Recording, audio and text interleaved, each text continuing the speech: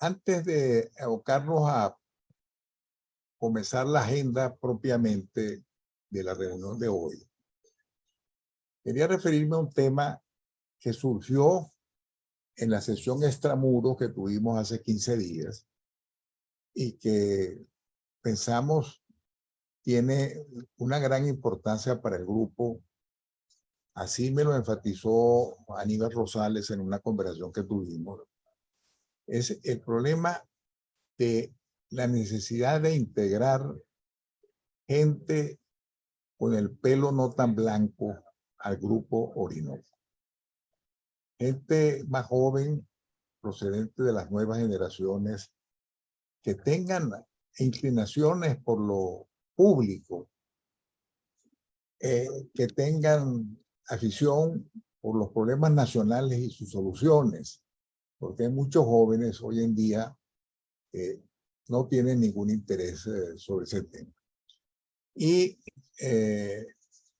hemos pensado, por ejemplo, que hay alrededor de cada uno de nosotros personas que uno ha visto, sobre todo los que hemos sido profesores universitarios, con gran potencial, con gran interés, con gran sensibilidad por los problemas del desarrollo sostenible y que vale la pena explorarlos, a ver cómo están sus ocupaciones y si tendrían interés en integrarse al grupo Orinoco. En ese caso, pues yo creo que es suficiente el aval de uno de los integrantes que le pida su currículum vitae y que nos diga que fulano de tal tiene interés, es un joven que tiene interés en integrarse al grupo Orinoco. De manera que les quería enviar este mensaje hoy, porque creo que pensando en una ampliación de nuestro alcance, ahora después que se cumplan los primeros 10 años de vida del grupo, pues sería muy interesante. Bueno, dicho esto, vamos a empezar por el primer punto de la agenda.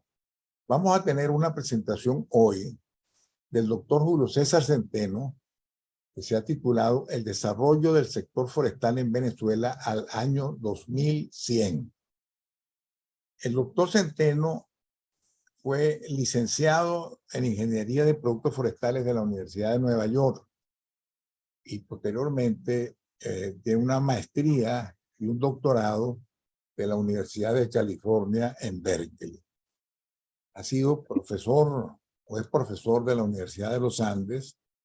Fue director de su ejecutivo del Instituto Forestal Latinoamericano, una institución que ganó a lo largo del tiempo gran prestigio en los temas forestales y ha recibido pues varios reconocimientos nacionales e internacionales a través de su vida profesional.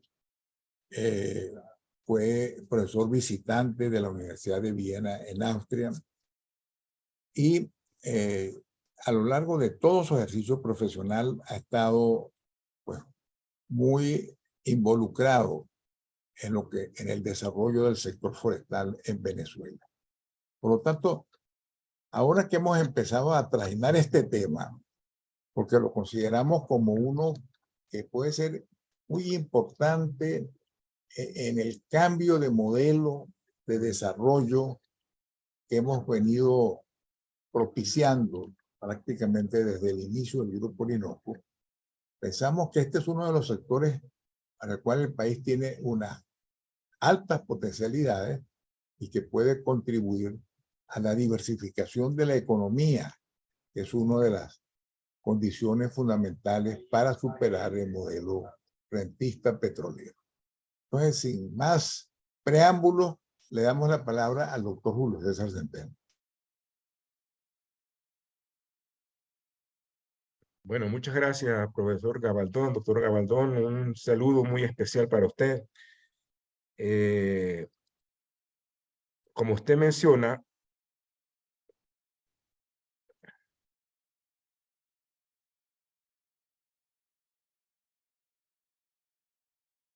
Ah, compartir pantalla. Ah, ok. Sí, un segundo. Está bien. Como decía el doctor Gabaldón, voy a referirme a una posible estrategia de desarrollo del sector forestal.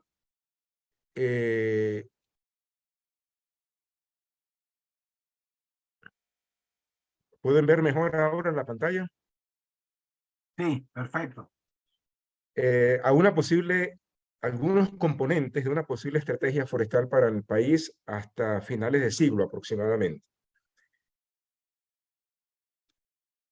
Una de las variables que hay que tomar en cuenta, entre otras, es el crecimiento de la población. ¿No? O sea, no podemos proyectar o pensar en un sector como el forestal o cualquier otro sector sin tomar en cuenta que ahí se va a presentar un aumento de la población que puede llegar, según las proyecciones actuales, a entre 40 y 45 millones de habitantes para mediados de siglo, 2060 aproximadamente. Puede ser mayor, pero 45 millones de habitantes para el 2060 suena bastante razonable. En segundo lugar, hay que tomar en cuenta qué es lo que tenemos en términos de recursos forestales. Como se ve en este gráfico, hemos perdido una gran cantidad de bosques en el país, bosques naturales, bosques tropicales, de alto valor estratégico, de alto valor en términos de biodiversidad, de alto valor económico, de alto valor geopolítico, pero que los hemos venido devastando a unas tasas increíbles. En el momento, según las últimas cifras de que se dispone en organismos internacionales, estamos cerca de 45 millones de hectáreas de bosques naturales y un número no muy bien definido de plantaciones que rondan alrededor de las 700.000, 600.000 hectáreas, pero es un número que hay que aclararlo porque ha habido mucha destrucción en los últimos 10 a 20 años. Esa mancha amarilla, que son las plantaciones, más o menos la mitad de esa mancha amarilla son plantaciones de pino caribe. Y la otra mitad son plantaciones de especies de rápido crecimiento, como el eucalipto o la melina o las acacias, que son plantaciones dedicadas a la producción de pulpa para papel. Pero la diferencia entre estas segundas plantaciones y el pino caribe es que el pino caribe es la única fuente de madera de fibra larga que tiene Venezuela. Repito, es la única fuente de madera de fibra larga que tiene el país, porque las 45 millones de hectáreas de bosques naturales de Venezuela son todas especies de fibra corta. Y aunque esto suena quizás un poco técnico, el problema fundamental de esto es que la fibra larga es la única fibra posible para producir papeles especiales como el papel periódico, por ejemplo, o papeles de alta resistencia como las bolsas, las cajas y los cartones, las cartulinas, etc.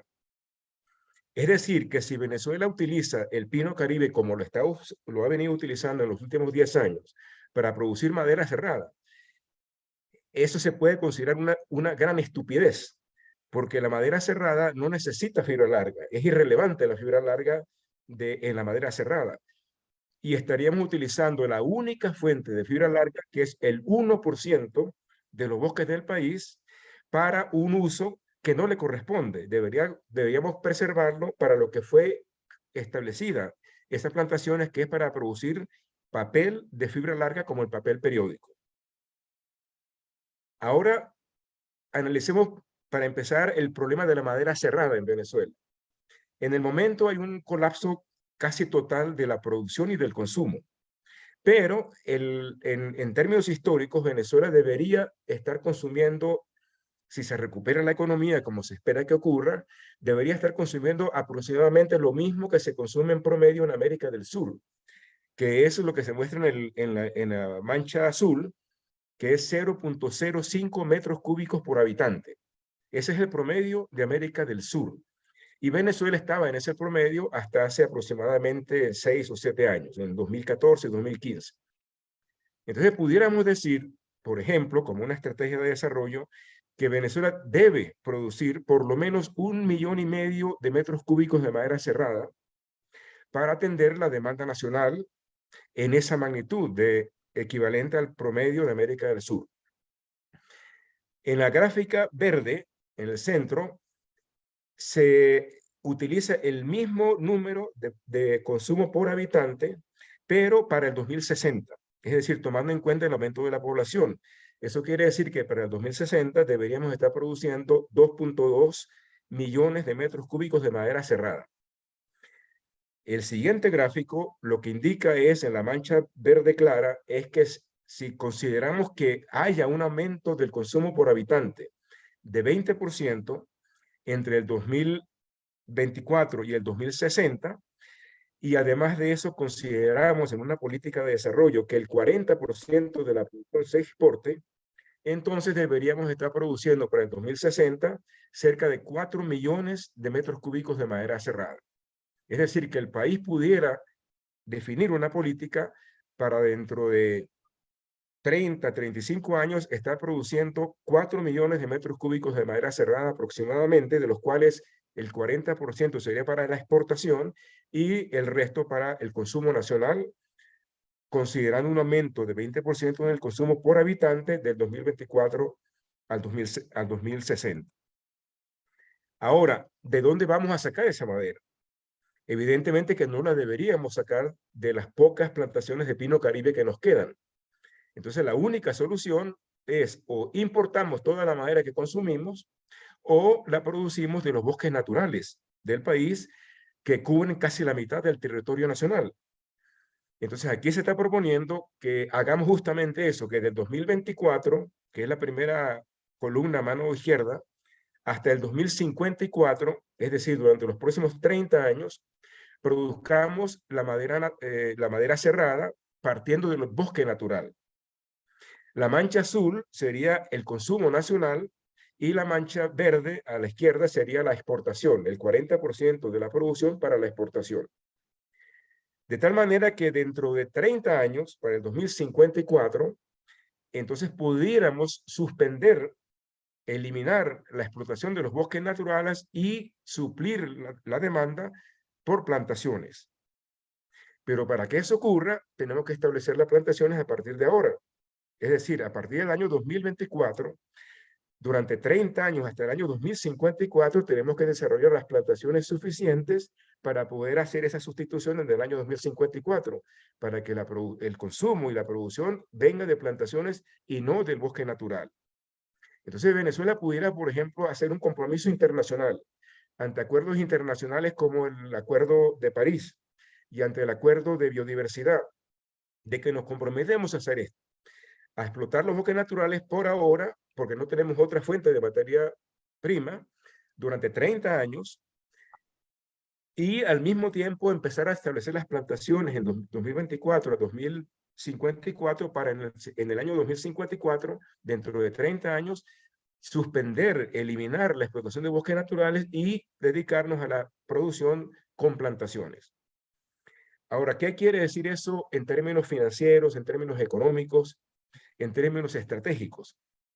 Bueno, la explotación del bosque natural es muy delicada porque son bosques naturales tropicales muy delicados y además muy valiosos desde el punto de vista de la biodiversidad, estratégicamente por la captura de carbono, entre otros valores. Entonces, lo que Venezuela pudiera hacer es referirse a los convenios internacionales y comprometerse oficial y políticamente al que el manejo de los bosques naturales en los próximos 30 años se haga de acuerdo a criterios y principios acordados en Naciones Unidas para bosques tropicales a través de la Organización Internacional de la Madera Tropical, de la cual Venezuela forma parte. Es decir, Venezuela ya se comprometió a hacer esto, pero nunca lo ha aplicado. Entonces, ahora pudiéramos decir, vamos a hacer esta operación de producir madera de bosque natural, pero comprometiéndonos a hacerlo de acuerdo a los principios y criterios acordados por la OIMT en Naciones Unidas, aplicables a bosques naturales tropicales.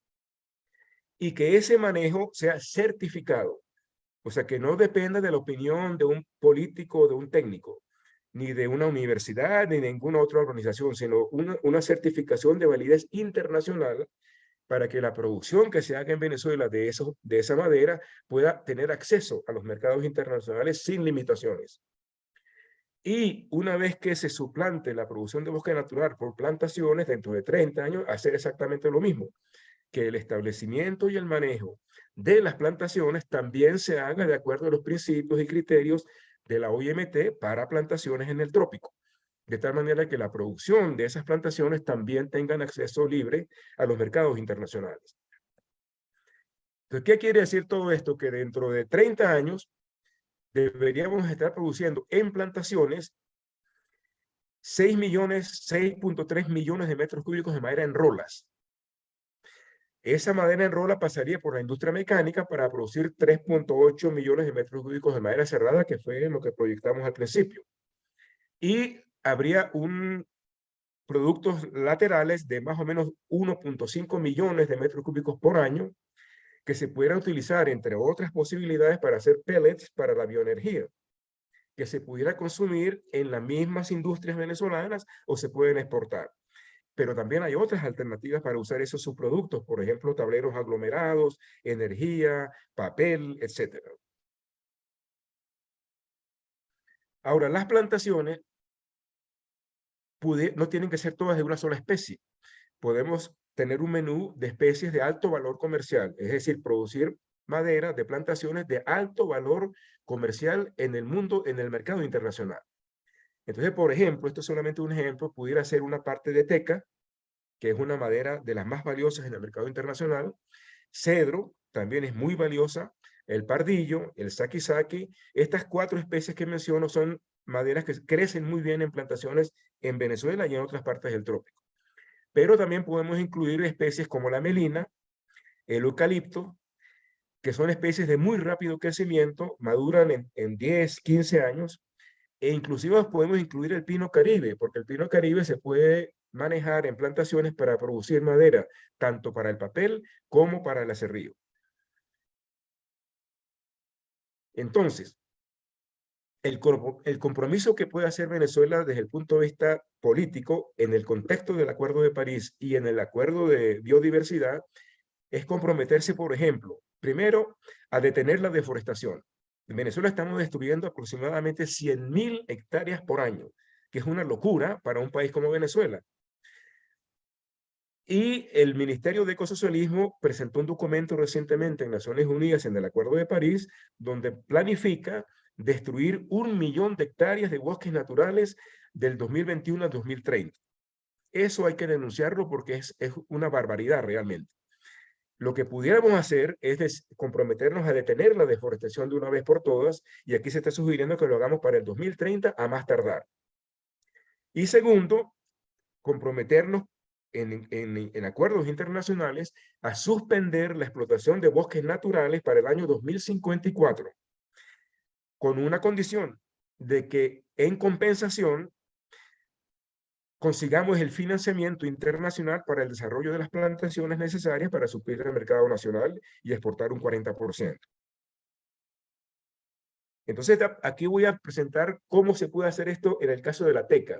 Hay que hacer lo mismo con las otras especies, pero esto es solamente un ejemplo de cómo podemos presentar el Plan Nacional de Desarrollo para que podamos conseguir el financiamiento que está disponible en acuerdos internacionales. La teca es una especie muy particular. En los europeos, por ejemplo, les gusta decir que la teca es entre las maderas, lo que el oro es entre los metales. Este es un esquema de cómo es el mercado de la teca en la actualidad. El mercado de la teca tiene más o menos 300 años siendo perfeccionado y direccionado hacia ciertas áreas industriales. Me disculpa que esto está en inglés, porque este es el mercado que se discute en la India, en China, en Myanmar, en Europa. Y aquí en el cuadro superior a la derecha que dice Veneer Logs. Voy a mover perdón. Bueno, no sé si cómo puedo quitar esta mancha que tengo aquí. Bueno, el punto es que el mercado de la teca está clasificado en 9 calidades. Es un mercado muy organizado, con muy buenos precios, pero hay que cumplir con ciertas calidades para poder entrar en ese mercado. En esta parte de arriba, en este cuadro que dice veneer logs, están las rolas. Estas son rolas de teca que se pueden vender por encima de los $2,000 el metro cúbico en la actualidad. A veces llegan hasta $5,000 el metro cúbico, dependiendo del color, de la textura, del tamaño de las rolas. Las plantaciones en América Latina no tienen ninguna posibilidad de entrar en ese mercado, porque los requisitos para entrar en ese mercado son, por ejemplo, diámetros mínimos de 60 centímetros sin corteza, en rolas de 2,40 de largo, que son 8 pies de largo, y eso en América Latina en ninguna parte se ha producido, ni hay planes para producirlo. Esas son rolas que provienen normalmente de bosques naturales de teca de Asia, con edades entre 90 y 120 años. En América Latina, cuando una plantación de teca tiene 40 años, la gente piensa que ya está demasiado vieja. En cambio, en Asia, una plantación que tenga menos de 90 años es muy joven. Entonces, no tenemos nada que ver nosotros en este mercado de rolas para chapas y contraenchapados que tienen precios por encima de los $2,000 en la actualidad. Pero luego está el segundo cuadro que dice sawn logs. Eso quiere decir rolas para aserrío. En ese cuadro de rolas para aserrío hay 5 calidades diferentes. Las que están más arriba, las que se venden hoy en día por $1,500, $2,000, son rolas que tienen que tener un diámetro mínimo de 50 centímetros sin corteza en el centro de las rolas. Además de otras condiciones como un largo mínimo de 2,30 metros, color, textura y una beta especializada para ese tipo de mercado. Entonces nosotros también en América Latina no hay ninguna plantación que entre en ese tipo de mercado, excepto por lo que está en este círculo rojo que está aquí abajo, que es como la intersección de las plantaciones con los bosques naturales de teca. Entonces, en este círculo rojo, donde está esa intersección, ahí sí podemos nosotros producir madera en plantaciones en Venezuela y otras partes de América Latina que compitan con las rolas de los bosques naturales en precio y en calidad. Entonces, la propuesta es que cuando digamos que vamos a establecer plantaciones de teca, lo hagamos con un objetivo definido, que es producir madera calidad SW4, que es lo que está en este círculo rojo. SW quiere decir sawn wood, que es madera para aserrío. Porque cuando producimos madera de esa calidad, podemos tener precios en la actualidad entre $600 y $800 la rola, ¿no? Entonces, la sugerencia es que cuando se plante especies como la teca, entre otras, se defina qué es lo que se quiere producir, qué tipo de calidad, qué tipo de cantidad y a qué precios, para poder tener una rentabilidad razonable. Entonces, como se está proponiendo que las plantaciones de teca apunten por la calidad SW4, que es la más baja calidad de las rolas en el mercado asiático, y aquí vemos entonces cómo evolucionan los precios de esas rolas hasta el 2020, donde estaba cerca de $900 a $1,000 el metro cúbico. FOB en Myanmar, es decir, allá en Asia. Entonces, nosotros estas rolas sí las podemos producir en Venezuela y en otras partes de América Latina, pero para hacerlo hay que cumplir con ciertas condiciones. No es cualquier rola la que entra en ese mercado. Tiene que tener diámetros mínimos de 45 a 50 centímetros, tiene que tener largos mínimos de 2,30 a 2,40, además de cierto color y texturas que se pueden producir aquí. Aquí tenemos los precios de este tipo de teca en Brasil, y podemos ver que las rolas que están aquí arriba de 46 a 50 centímetros de diámetro bajo corteza, estos son todos números bajo la corteza. En Brasil, la mancha verde, la barra verde, es el precio en la finca. Están cerca de $600 el metro cúbico en el año 2020. Y la mancha de la barra marrón es el precio FOB en Sao Paulo, y eso está cerca de $800 el metro cúbico en la actualidad, en la vida real. Y eso es lo que nosotros podemos producir en Venezuela. Es decir, es conveniente que cuando se hable de plantaciones de teca, así como de otras especies, se defina qué es lo que se quiere producir en términos de calidad, de dimensiones y de cantidades. En este gráfico se muestra dos estudios que se hicieron hace unos años sobre los precios de la teca en el mercado internacional.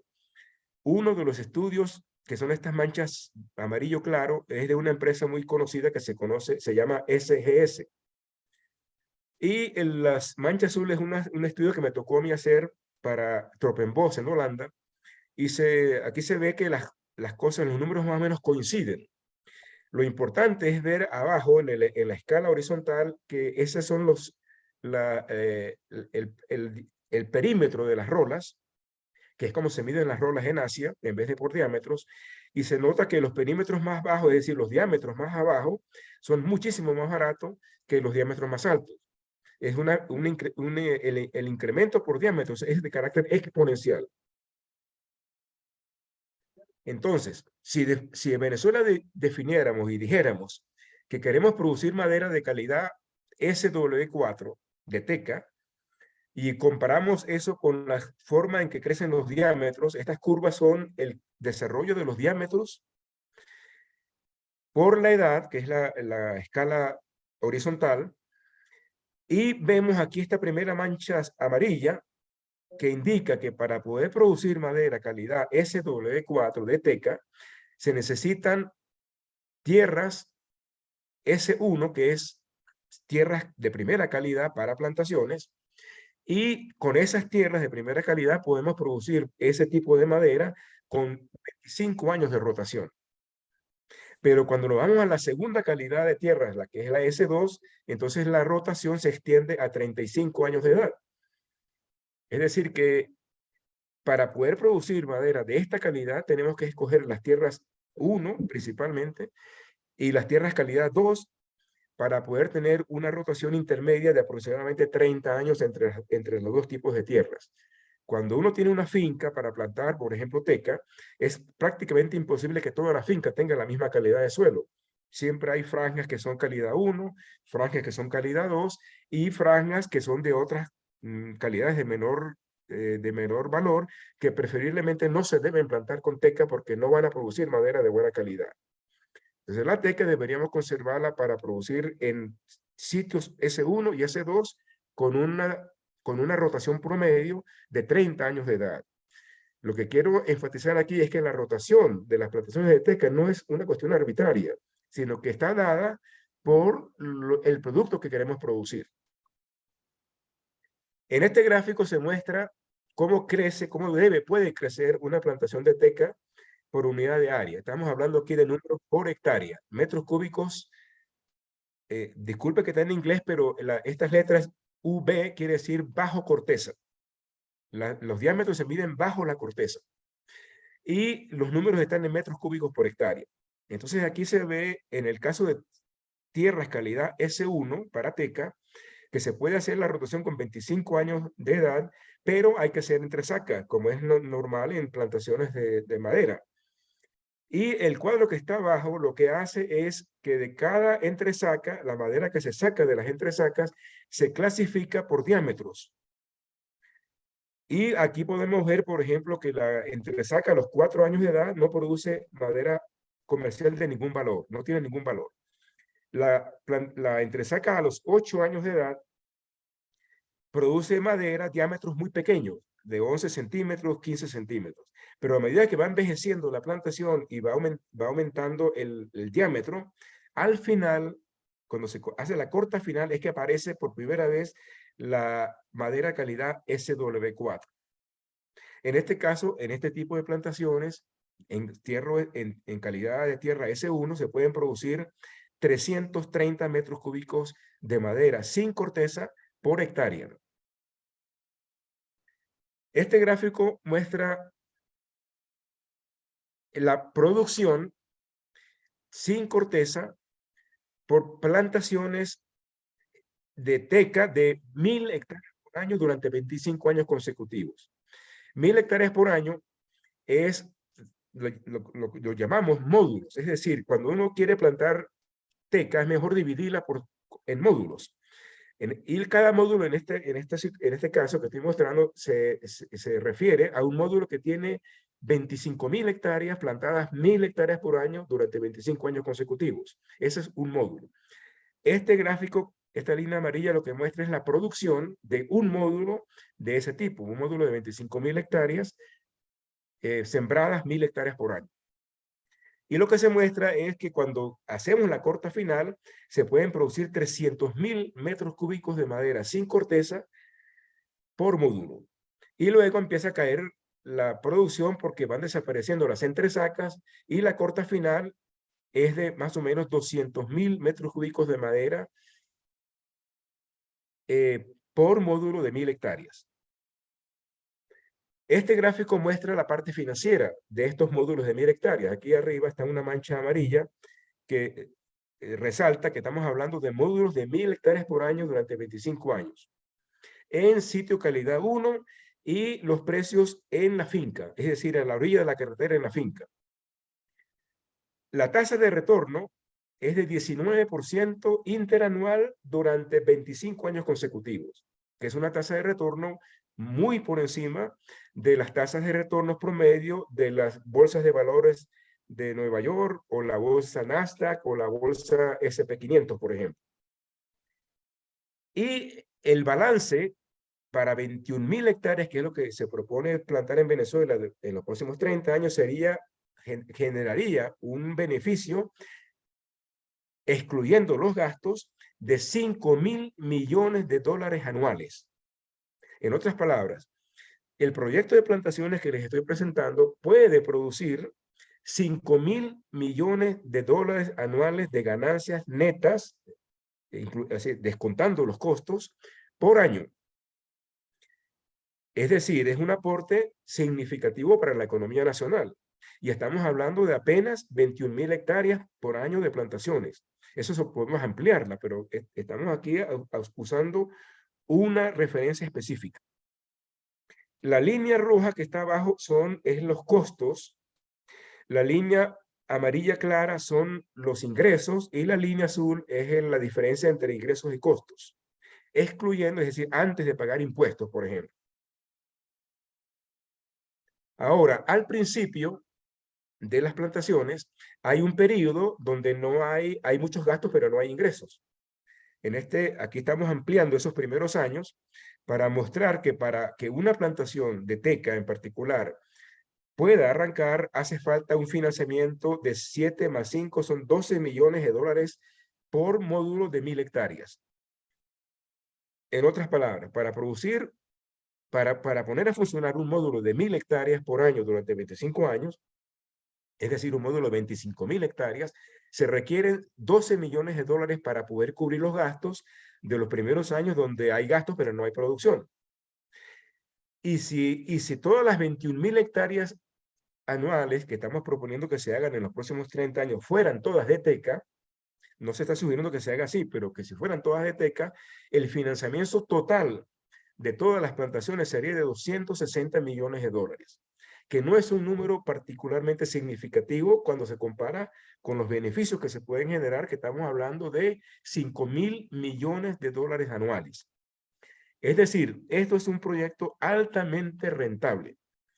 Y en los costos que se están mostrando en estos gráficos está incluido el precio de la tierra a un valor de $600 la hectárea, que es el valor alto de las tierras en el estado de Mato Grosso en Brasil y que entiendo que en Venezuela también son valores suficientes para comprar tierras en Guárico y Apure, por ejemplo. Es decir, estas plantaciones no tienen por qué depender de tierras que se les solicitan al Estado. Si se consiguen tierras sin costos, mucho mejor, evidentemente, pero no es una condición para arrancar un proyecto de esta naturaleza.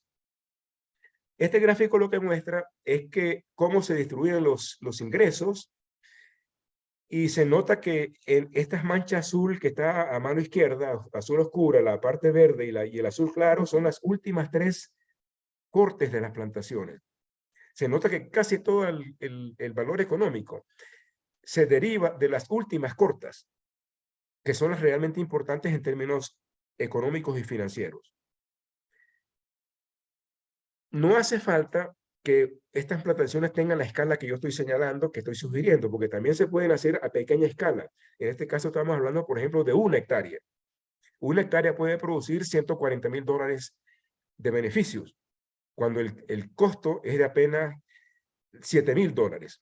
Entonces, esto se puede también hacer, por ejemplo, en pequeña escala en proyectos agrosilvopastoriles, por ejemplo, pero manejados de una manera para, digamos, técnica para que produzca madera de alta calidad y de alto valor comercial, aunque sea a pequeña escala. Bueno, lo mismo hay que hacer con las otras especies que he mencionado, o sea, proyectos, o sea, planes como los que he mencionado para la teca, hacerlo para las demás especies. También hay que hacer lo mismo para plantaciones de eucalipto, acacia y melina, para producir pulpa de fibra corta, para la producción de papel. Y algo similar hay que hacer con el pino caribe, pero para producir pulpa de fibra larga, que es algo excepcional en América Latina que un país como Venezuela tenga una fuente de materia prima de fibra larga como son las plantaciones de pino caribe. Yo no me voy a detener aquí, sino voy a pasar a una segunda propuesta que quizás a ustedes les pueda parecer bastante interesante, que es reforestar en Venezuela para cumplir con el objetivo central del Acuerdo de París. Ese objetivo central es alcanzar para Venezuela un escenario de emisiones netas cero para el 2060 sin costos para Venezuela. Repito, sin costo para Venezuela. Esto implica una inversión de aproximadamente 3.000 millones de dólares en gastos que Venezuela lo puede hacer sin que a Venezuela le cueste un centavo. El Acuerdo de París se centra hasta la fecha en limitar el aumento de temperatura global a 1.5 grados centígrados para finales del siglo XXI con respecto al promedio de la época preindustrial. Eso es de la forma en que está establecido en el momento. Ese límite de 1.5 grados centígrados es prácticamente imposible de conseguirlo, porque ya estamos en 1.2 con el Niño que viene, que ya está aquí, que se va a acentuar a finales de este año y el año que viene. Es muy factible que la temperatura promedio global llegue a 1.5 grados centígrados el año que viene. Y con toda seguridad vamos a cruzar ese umbral en el año 2030. Es decir, que este objetivo, que digamos, es muy loable, pero es prácticamente imposible de conseguirlo. Pero eso es lo que está establecido hasta el momento en el Acuerdo de París. Para alcanzar ese objetivo de 1.5 grados centígrados, ya se acordó en el Acuerdo de París, valga la redundancia, que entre otras cosas, hay que reforestar 300 millones de hectáreas para la captura de carbono a escala global. 300 millones de hectáreas entre el 2021 y el 2030. Y la plantación que estamos proponiendo nosotros es solamente de 0.4 millones. Es una fracción mínima de este total. También está suscrito de 100.000 millones de dólares anuales, 2021-2030, únicamente direccionado para el financiamiento a los países en desarrollo en el alcance de emisiones netas cero para mediados de siglo. Es decir, tenemos un fondo disponible para este tipo de proyectos, tenemos ya aprobado reforestar para capturar carbono, y lo que estamos proponiendo aquí justamente es reforestar para capturar carbono y que Venezuela alcance un escenario de emisiones netas cero para mediados de siglo. La propuesta en concreto es la siguiente: reforestar 400.000 hectáreas en los próximos 20 años, a una tasa de 20.000 hectáreas por año, utilizando mezclas de especies nativas, nada de monocultivos, nada de especies exóticas, sino mezclas de especies nativas venezolanas, de cada sitio a reforestar, para la protección principalmente de las fuentes de agua, para proteger, garantizar el agua de generaciones futuras, y también para controlar las sequías y las inundaciones que causan muchos daños todos los años en el país. Esa reforestación, con ese fin, van a capturar, queramos o no queramos, 180 millones de toneladas de CO2. Y con esos 180 millones de toneladas de CO2, entonces alcanzamos el escenario de emisiones netas cero para Venezuela para el año 2060. Este gráfico lo que muestra es lo que el Acuerdo de París especifica como una obligatoriedad para poder alcanzar, para poder limitar el aumento de temperatura a 1.5 grados centígrados. Implica que las emisiones del año 2050, que estaban cerca de los 50 gigatoneladas de CO2 equivalentes, es decir, incluyendo CO2, el metano y los otros gases, el óxido nitroso, etcétera. En el año 2020 estábamos en 50 y eso hay que reducirlo a la mitad para el año 2030 y a 0 para el año 2050. Si esto se logra, que es prácticamente imposible de hacerlo, entonces limitaríamos el aumento de temperatura a 1.5 grados centígrados. Pero como las emisiones de CO2, que es la mayor de estas 50 gigatoneladas de CO2 del año 2020, aproximadamente 40 millones son emisiones de CO2 en particular. Y las emisiones de CO2 provienen del consumo de combustibles fósiles, especialmente de petróleo, gas y carbón. Por lo tanto, este colapso de emisiones que se muestra en esta curva azul no implicaría colapsar el consumo de combustibles fósiles, pero eso en la práctica no puede ocurrir, ni va a ocurrir. Y ahora voy a mostrar los detalles sobre esa situación. Este gráfico lo que muestra es el Producto Territorial Bruto de Venezuela desde el año 1990 hasta el año 2022. Desde el año 1990 hasta el año 2015 venía en aumento y a partir del año 2015 se presenta un colapso muy pronunciado en el Producto Territorial Bruto, con una pequeña recuperación en los últimos 2 años, 2021 y 2022, pero estamos muy abajo de donde deberíamos estar. Aquí esta curva punteada blanca, amarilla, es una proyección arbitraria de una posible recuperación económica para el país que todos esperamos que ocurra a la mayor brevedad posible. Y esa recuperación tender a alcanzar la tendencia que traíamos desde el año 1990 hasta el año 2015, esta línea punteada azul. Entonces, hay una recuperación económica proyectada en este gráfico para recuperar la tendencia que traíamos del pasado. Pero el colapso de la economía venezolana vino acompañado evidentemente del colapso del consumo de energía, porque el consumo de energía es lo que motoriza, es la sangre del desarrollo económico.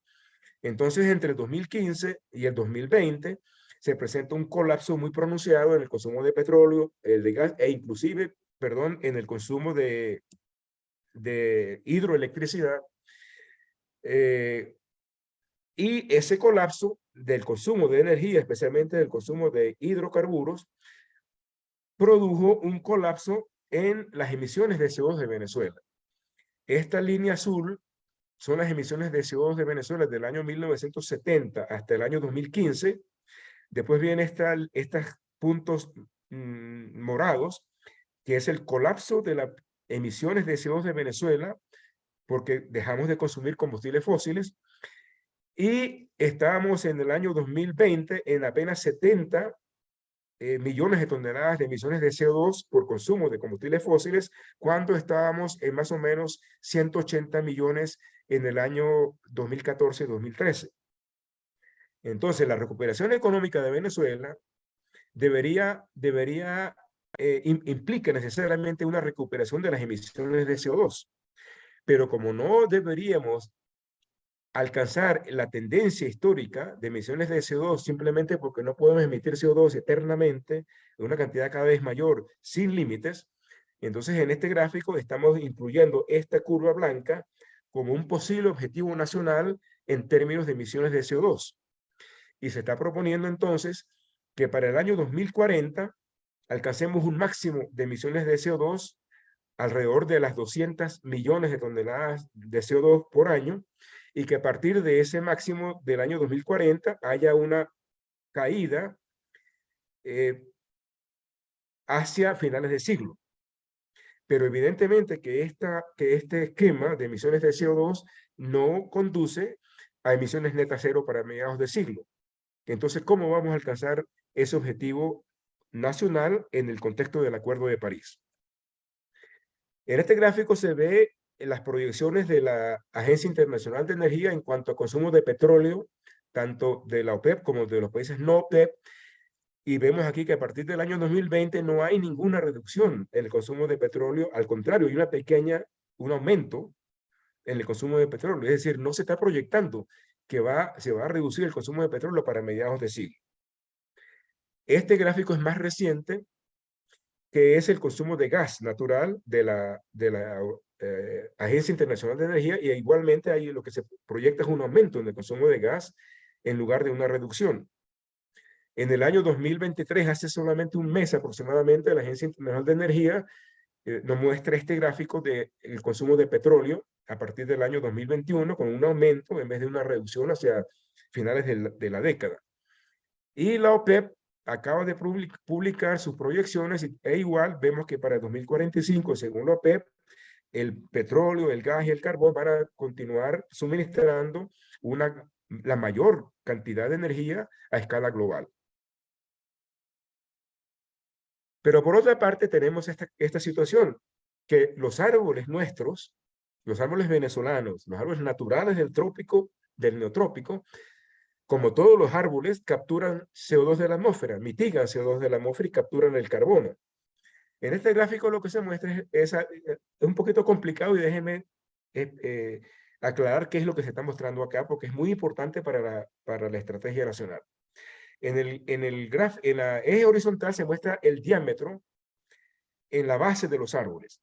Estas letras DAP quiere decir diámetro a la altura del pecho. Eso quiere decir el diámetro a más o menos 1 metro o 1,20 m de altura sobre el suelo. Ese es un patrón normal en el mundo forestal. Al final de la escala horizontal vemos un número que es 45. Lo que estamos diciendo aquí es que nosotros podemos alcanzar un diámetro de 45 centímetros en la base de los árboles con una altura de 24 metros promedio para diferentes especies, que son estas líneas de colores aquí, la azul, la roja, la azul clara y la amarilla. Esta línea amarilla, la más alta, forma parte de un grupo de árboles que en el mundo forestal llamamos el grupo 1, perdón, el grupo 4, que son árboles de muy alta densidad y que crecen muy lentamente. Por ejemplo, el algarrobo, por dar un ejemplo. El algarrobo puede tardar 100 años, 120 años para madurar. 120 años para alcanzar un diámetro de 45 centímetros. Pero la madera de algarrobo es mucho más densa que la de los árboles que crecen más lentamente. ¿Qué son los árboles que están en esta primera curva azul, la número 1, que son el grupo 1, que son árboles de baja densidad? Árboles naturales venezolanos, pero de baja densidad. Entonces, un árbol de baja densidad en Venezuela puede alcanzar 45 centímetros de diámetro, pero solamente captura 1 tonelada de CO2.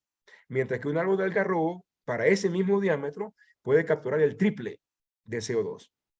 Y el promedio, si uno mezcla los árboles en 1 hectárea, por ejemplo, entonces el promedio, los árboles capturarían 2.2 toneladas por árbol. 2.2 toneladas por árbol promedio de 1 hectárea sembrada con mezclas de árboles típicos venezolanos. Y eso ocurriría a una edad promedio de 40 años. Es decir, lo que estamos diciendo aquí es que con una edad promedio de 40 años podemos cultivar árboles, mezclas de árboles que tengan un diámetro promedio a los 40 años de edad de 45 centímetros en la base, que es un diámetro relativamente pequeño, y 24 metros de altura, y que cada árbol entonces mitigaría 2.2 toneladas de CO2 por árbol. Con 2.2 toneladas por árbol, y sembramos solamente 200 árboles por hectárea, que es muy poco, 200 árboles por hectárea es muy poco para 1 hectárea, entonces mitigaríamos 440 toneladas de CO2 por hectárea, con 200 árboles por hectárea. La recomendación es que no se siembren 200 árboles por hectárea, sino 400 árboles por hectárea para tener un factor de seguridad de 100% de que vamos a cumplir las proyecciones que estamos presentando. Entonces, en 1 hectárea se puede mitigar 440 toneladas de CO2 a un precio, a un costo de $7.500 la hectárea durante 40 años. El gasto de 40 años de sembrar y mantener y vigilar y monitorear y certificar esa captación de CO2 durante 40 años, y el costo entonces por tonelada de CO2 es $17. El costo, repito, por mitigar 1 tonelada de CO2 en este esquema de 40 años de maduración es de $17 la hectárea. En este momento, en la actualidad, el costo de venta de una tonelada de CO2 en el mercado de bonos de carbono de la Unión Europea es de 80 euros. 80 euros el mercado actual real de la Unión Europea contra 17 euros en el caso nuestro. Es decir, que esto es altamente rentable. Entonces, las plantaciones que estamos sugiriendo de 400.000 hectáreas, plantadas 20.000 hectáreas por año durante 20 años consecutivos, pueden entonces, esta es la curva de mitigación acumulada de esas plantaciones. Y en 40 años, para el año 2060, estaríamos en este punto amarillo, que son cerca de 160 millones de toneladas mitigadas, y para el año 2080 estaríamos en 180 millones de toneladas mitigadas, acumuladas por esas plantaciones. Entonces, ¿por qué estamos hablando de 180 millones de toneladas y no de otro número? ¿Por qué estamos hablando de 400.000 hectáreas y no de otro número? Es por esta curva que está acá. Esta curva es la misma que mostré hace un rato de las emisiones de CO2 de Venezuela, la proyección histórica, el objetivo que estamos proponiendo, que es esta curva blanca, pero a esta curva blanca de emisiones futuras de Venezuela le descontamos las emisiones negativas por las plantaciones y terminamos con un balance que es esta línea amarilla que nos lleva a cero para el 2060. Es decir, estas plantaciones, este número que estamos hablando de 400.000 hectáreas de plantaciones a 20.000 hectáreas por año durante 20 años no es arbitrario. Se hizo justamente para poder alcanzar emisiones netas cero en Venezuela para el 2060. Y como hay un fondo disponible en Naciones Unidas para que los países en desarrollo alcancemos emisiones netas cero para mediados de siglo, entonces este financiamiento podemos conseguirlo en ese fondo. Y además estamos también cumpliendo con el acuerdo de plantar 300 millones de hectáreas de árboles 2021-2030. En otras palabras, este proyecto ya está aprobado. Es decir, lo que está detrás del proyecto ya está aprobado en el Acuerdo de París. Lo que falta es simplemente que Venezuela lo presente formalmente en Naciones Unidas para conseguir el financiamiento, que es de aproximadamente 3.000 millones de dólares para los próximos 40 años. Permítanme mencionarles dos detalles adicionales que puede quizás a ustedes llamarles la atención. En este gráfico lo que estamos mostrando son los bosques a nivel mundial.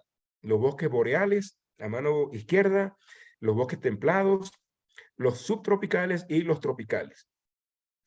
Los bosques boreales y templados están básicamente en países del norte, del hemisferio norte fundamentalmente, en Europa, en Estados Unidos, etc. Y aquí podemos ver estas barras verdes, que es el balance entre las emisiones de los bosques y la mitigación de CO2 de los bosques. Entonces terminamos que en los bosques boreales, por ejemplo, mitigan anualmente cerca de 1.000 millones de toneladas de CO2 por año. Y los templados, más o menos 800 millones de toneladas de CO2 mitigadas por año neto. Estos países, por ejemplo, en la Unión Europea, Estados Unidos, reclaman todos los años, y lo han venido haciendo por más de 20 años, los créditos por esos bonos, es decir, por esa mitigación neta de sus bosques. Y consiguen esos créditos. Pero ese mismo procedimiento se le niega a los países tropicales, que son los que más mitigan emisiones de CO2, como se muestra en este gráfico. Los países tropicales, a pesar de la gran escala de la deforestación y de las grandes emisiones de CO2 por deforestación, al final terminan mitigando neto más de 2.000 millones de toneladas de CO2. Pero por esa mitigación, que es un servicio gratuito para el resto de la humanidad, no reciben ni $1. A diferencia de lo que ocurre con los bosques templados de los países desarrollados. Y eso, bueno, evidentemente es una gran injusticia que se ha mantenido durante más de 20 años en las negociaciones sobre el calentamiento global y que tiene un valor comercial muy alto. Por ejemplo, si tomamos esta mitigación de los bosques tropicales, que este número es el promedio del periodo 2016-2020, el promedio anual durante ese periodo, esos 5 años.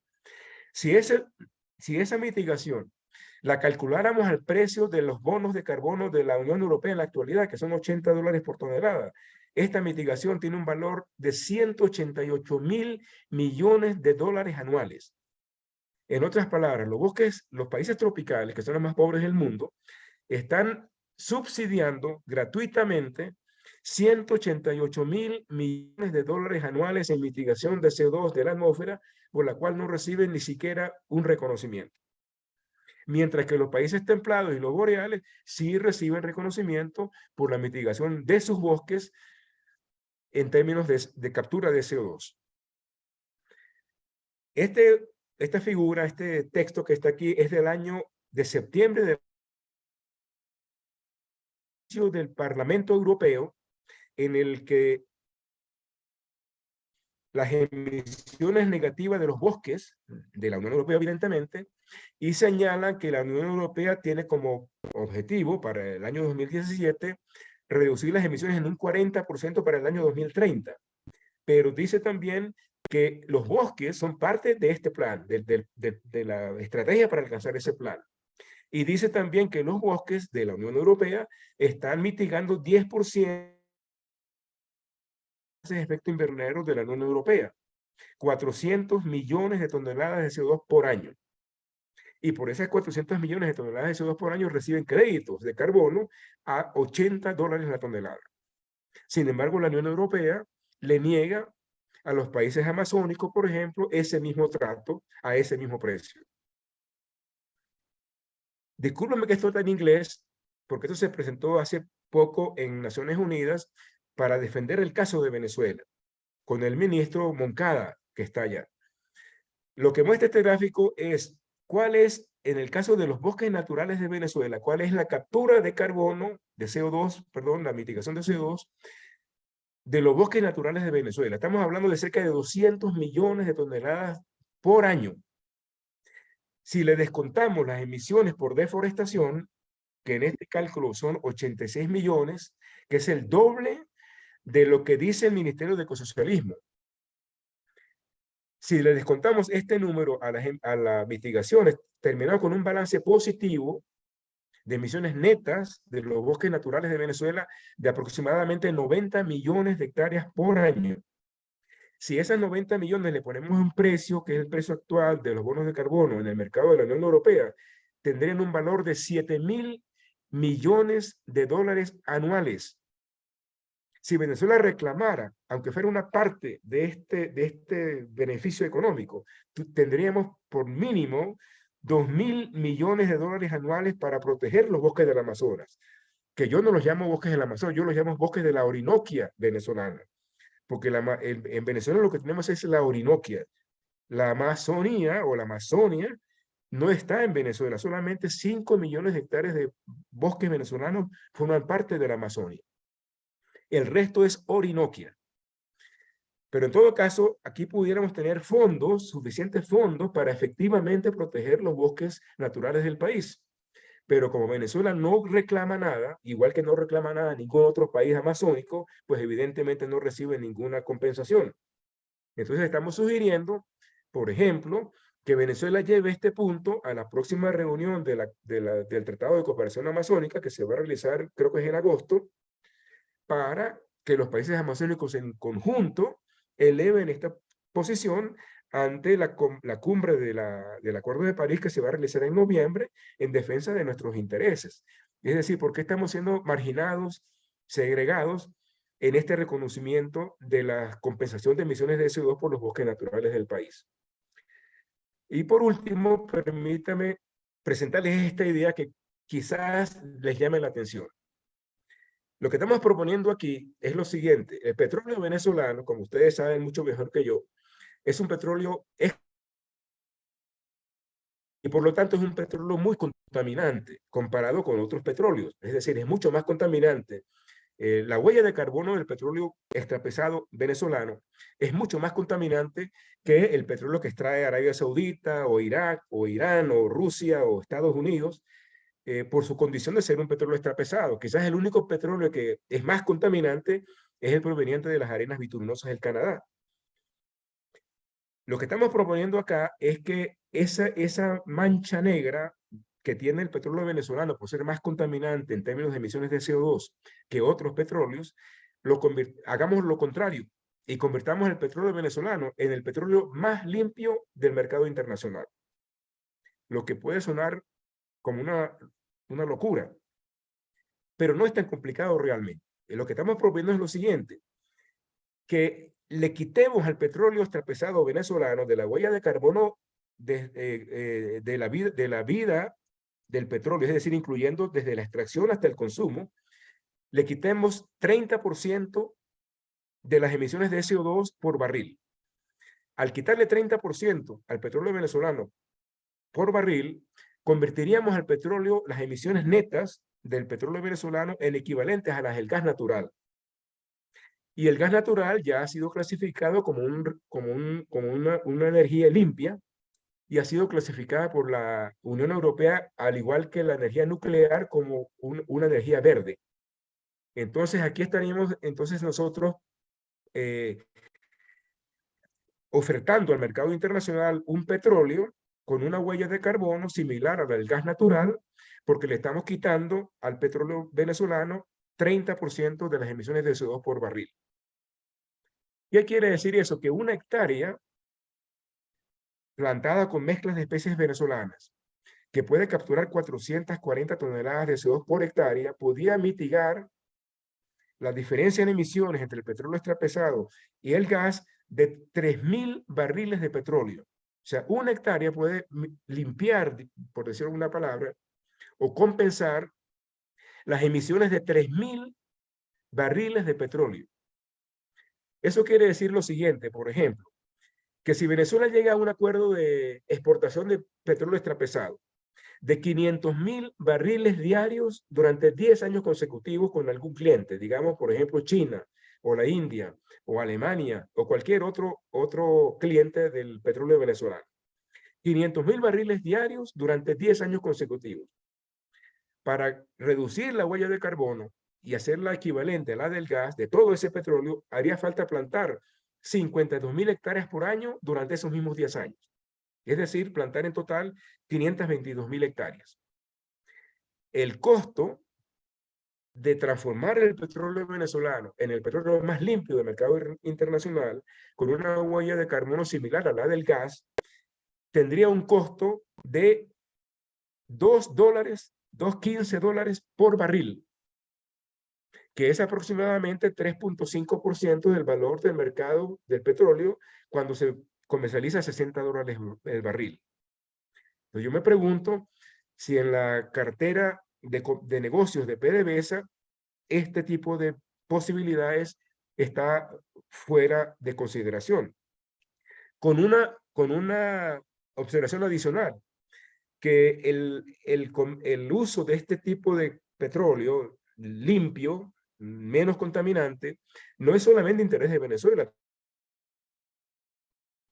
Entonces pudiera ocurrir, por ejemplo, especulando, que Venezuela negocie con el comprador que el costo de esta limpieza del petróleo se comparta en partes iguales entre Venezuela y el país importador. En ese caso, por ejemplo, en ese supuesto, el costo para Venezuela sería más o menos de $1 por barril y el otro dólar lo pagaría entonces el país importador. De tal manera que pareciera, por lo menos desde mi punto de vista, que estamos hablando de para poder colocar en el mercado internacional un petróleo el más limpio del mercado internacional, lo que le pudiera abrir las puertas al petróleo venezolano, más allá de las críticas actuales por su alta huella de carbono. Aquí les dejo mi correo electrónico para atender cualquier observación de ahora o del futuro y quedo a su disposición para cualquier pregunta. Muchas gracias por haberme invitado a esta reunión.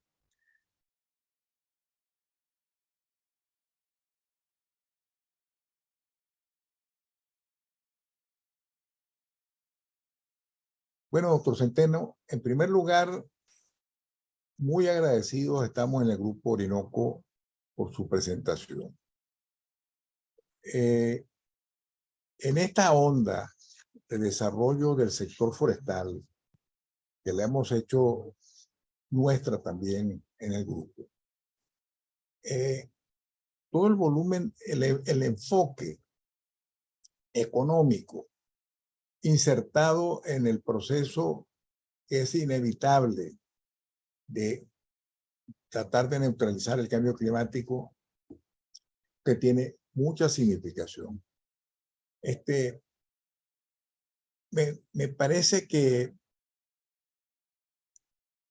es una presentación que está muy actualizada con respecto a los temas que están en los tapetes de discusión más importantes. Ahora, lo que también plantea es que se requiere que en el país haya una voluntad política que interprete el mensaje que se les está enviando en cuanto a la posibilidad de diversificar nuestro desarrollo y que lo lleve a cabo. Y yo personalmente pienso que eso exige un cambio político a fondo, porque no vemos que en las condiciones actuales exista ese tipo de voluntad. Bueno, me parece que es una propuesta muy creativa y nuevamente nuestras felicitaciones por el aporte a la discusión de un tema que debe ser de atención prioritaria por los venezolanos en los tiempos presentes y en los tiempos futuros. Muchas gracias. Vamos a darle el derecho de palabra para los comentarios y preguntas que haya en la audiencia.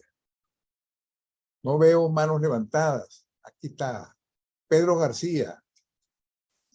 Adelante, Pedro. Gracias. Muchas gracias, Julio César. Verdad que el panorama que tú planteas es bastante prometedor, pero como dice el doctor Gabaldón, se necesita mucha voluntad política para poder montarnos en ese autobús y en la búsqueda de esos recursos. Siempre nos hemos preguntado, bueno, ¿qué provecho le sacamos nosotros a nuestras áreas protegidas? Parques nacionales, monumentos, tanto en el norte como en el sur. Bueno, ninguno.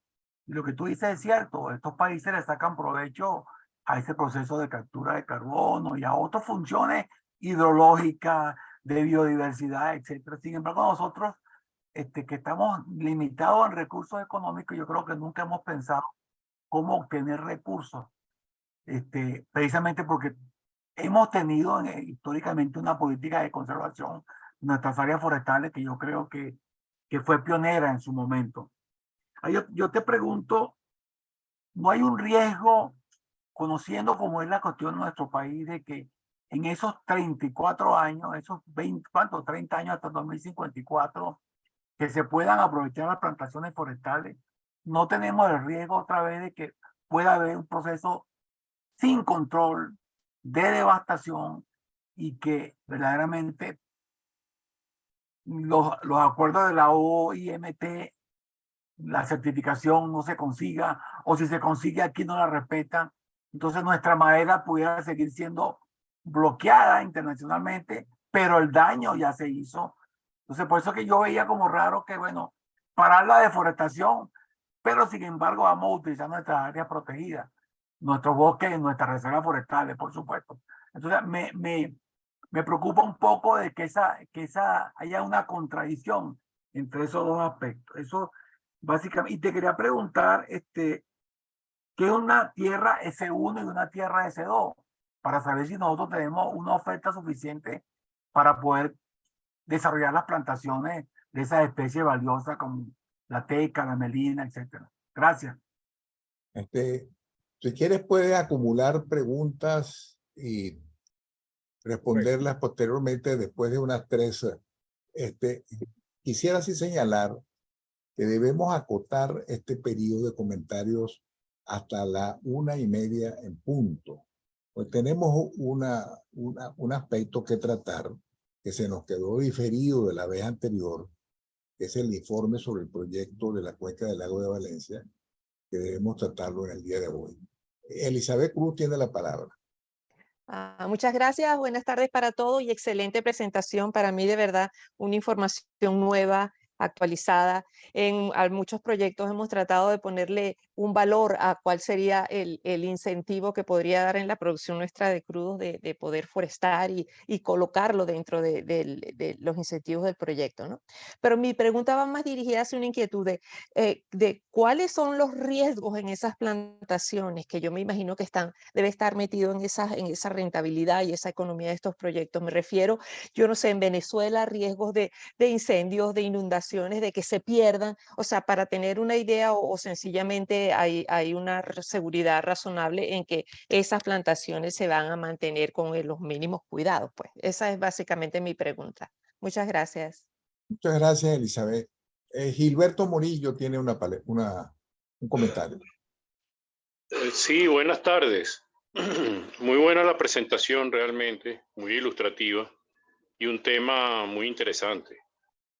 Yo quería preguntarle al señor Centeno si está al tanto de qué pasó con aquello de Uberito, ¿no? Yo entiendo que allí creo escuchar que se habían sembrado 400 millones de hectáreas o algo así, pero entiendo que eso se iba a aprovechar, eso era Pino Caribe, esas tierras de esa zona, yo he estado allí, que son arenosas, son muy pobres, pero parece que el Pino Caribe ahí prosperaba. Y creo que se iba a utilizar para pulpa de papel, gran parte. Entiendo que se ha usado una parte, no sé con qué fines, y entonces se ha reducido el área. Eso es un proyecto todavía viable. ¿Qué se podría hacer allí en esas grandes extensiones que coinciden más o menos con la faja del Orinoco? Gracias. Muchas gracias. Vamos a cerrar con la intervención del doctor Germán Uzcategui y entonces le damos la palabra al doctor Centeno para responder. Adelante, Germán.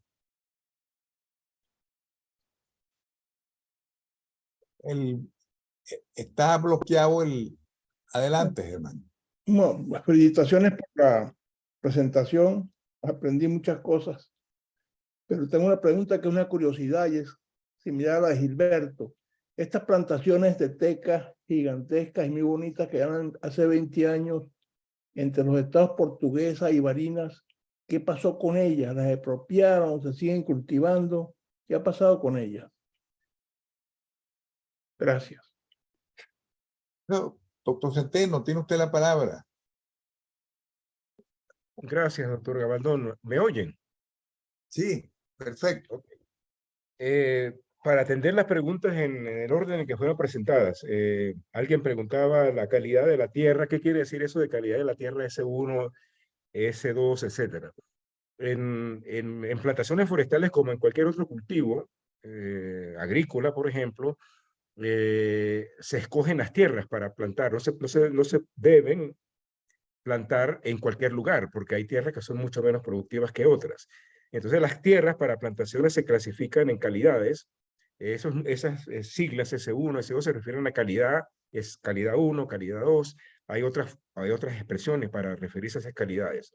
Pero básicamente es eso, es escoger tierras de mejor calidad para plantaciones, que no quiere decir que son tierras de la mejor calidad para cultivos agrícolas, por ejemplo. Estamos hablando de tierras para plantaciones. Entonces, en una tierra de calidad S1, por ejemplo, hay formas de medir la calidad de la tierra. Una de ellas es lo que se conoce como la altura dominante. Son términos silvícolas, forestales, digamos un poco especializados, pero son indicadores de la calidad de la tierra normales en el mundo forestal para poder determinar cuáles son las franjas de una propiedad, de un terreno, que se puedan delimitar como calidad 1, cuál es la calidad 2, y el resto de las tierras que normalmente para teca no se deben plantar porque la producción sería muy baja. La contradicción con los criterios de la OIMT que mencionó, creo que fue Pedro. La OIMT, como ustedes saben, es un organismo de Naciones Unidas orientado hacia el comercio de maderas tropicales y para el manejo de bosques naturales tropicales y para el establecimiento y manejo de plantaciones de bosques en el trópico. Entonces, igual que en otros países de América Latina o de Asia o de África, siempre hay riesgos, igual que hay riesgos con los cultivos agrícolas o similares, digámoslo, a los cultivos agrícolas. Pero también hay formas de proteger las inversiones de esos riesgos. Entre los riesgos más comunes, en el caso venezolano, por ejemplo, son comunes los incendios en las plantaciones de pino caribe del oriente del país. Ese es un riesgo, pero esos riesgos causan destrucción no necesariamente por el riesgo mismo, sino por la falta de previsión y de mecanismos de control de esos riesgos. Es decir, los riesgos también se pueden controlar, se pueden por lo menos minimizar. Y cuando el daño se produce, se puede reducir, se puede minimizar con medidas de precaución. Lo que ocurre en Uberito en los últimos años es que se ha destruido la infraestructura para protegerse de esos riesgos. Entonces, cuando hay un incendio, que son comunes en los últimos años, entonces se propagan de una manera donde pueden quemarse miles de hectáreas de pino caribe, como ha efectivamente ocurrido, principalmente por la falta de mecanismos de control de esos riesgos. Gilberto Morillo se refería al caso de Uberito. Yo traté de no tocar ese punto porque yo hace poco publiqué un trabajo refiriéndome a ese caso en particular y le pido al señor Morillo que si, como tiene mi correo, que lo puse al final de la presentación, si me manda el suyo, yo le mando por correo un trabajo reciente sobre ese caso. Pero lo que usted dice es cierto, en Uberito se plantaron, después de muchos años de esfuerzo, más de 30 años de inversiones, de trabajo, se plantaron más o menos 550.000 hectáreas de pino caribe. Para el año 2000 teníamos más o menos 550.000 hectáreas, que era el bosque más grande continuo de América Latina, el más grande del trópico, en plan por el Estado venezolano. Pero en la actualidad, hasta donde yo tengo información, eso se ha destruido en más de un 80%. Hay otras personas que dicen que no es tan grave la destrucción, pero bueno, eso lo podemos corroborar con cierta facilidad. Hasta donde yo entiendo, se ha destruido en más de un 80% y solamente quedan aproximadamente 100.000 o 120.000 hectáreas y no de la mejor calidad. Ahora, ¿valdría la pena reconstruir lo que fue destruido? Evidentemente que sí, por varias razones. Una, porque el pino caribe, como dije al principio, es la única especie de toda Venezuela de fibra larga. Y ese es un detallito muy, muy especial. De todos los 45 millones de hectáreas que tenemos en Venezuela de árbol de fibra larga, el pino caribe es una especie, es un injerto, es una especie exótica traída a Venezuela de otras regiones, especialmente de Centroamérica, pero es de fibra larga, que es lo más importante porque a pesar de que el pino caribe, aunque se reconstruyan 500.000 hectáreas, representaría más o menos el 1% de los bosques de Venezuela. Pero ese 1% tiene un valor muy grande porque es la única fuente de madera de fibra larga. Y esa fibra larga es más o menos 4 a 5 veces más larga que cualquier madera venezolana. Y eso le da un valor estratégico e industrial muy importante, porque con esa fibra larga es que se puede producir, por ejemplo, papel periódico. Sin fibra larga no se puede producir papel periódico. De las 45 millones de hectáreas que tiene Venezuela de bosque natural, no se puede producir papel periódico.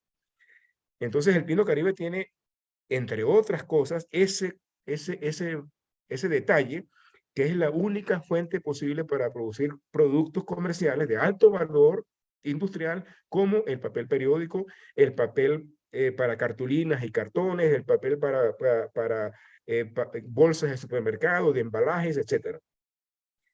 Entonces yo sí creo que vale la pena reconstruir esas plantaciones, pero reconstruirlas para la producción de papel periódico, de pulpa de fibra larga, no para producir madera para aserrío, porque para producir madera para aserrío tenemos 45 millones de hectáreas disponibles.